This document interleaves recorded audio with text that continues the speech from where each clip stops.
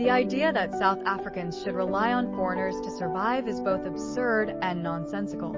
South Africans are by nature very gifted people and should not be made subservient to foreigners in their land.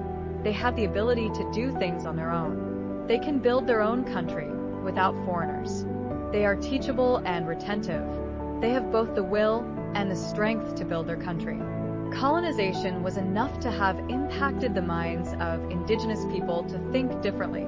We don't need another colonization or neo-colonization in the form of foreign direct investment. Foreign direct investment, along with open border policy, pose a threat to our economic sovereignty. Foreign direct investment subjugates South Africans to foreigners. It makes them second-class citizens in their own country. It stifles them the ability to think creatively in their land.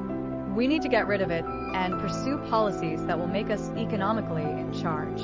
Let us get rid of foreigners in our land. Let us strip them off of South African citizenship. The Indians, the Chinese, the Americans, and all. We don't owe them anything. The Constitution of South Africa is another thing that makes the job of removing foreigners difficult or even impossible. It gives everyone rights and says South Africa belongs to all who live in it. This includes foreigners. It prohibits the government from making laws discriminating against anyone. This effectively means discriminating against foreigners is legally prohibited, and removing them is also not possible because the country belongs to them as well. The Constitution of South Africa defrauds South Africans of the sole ownership of their country, as it doesn't recognize South Africa as solely belonging to them and doesn't grant rights solely to South Africans. This is an injustice to South Africans done by our very own Constitution, which was written by foreigners. This Constitution has to be rewritten to correct this injustice.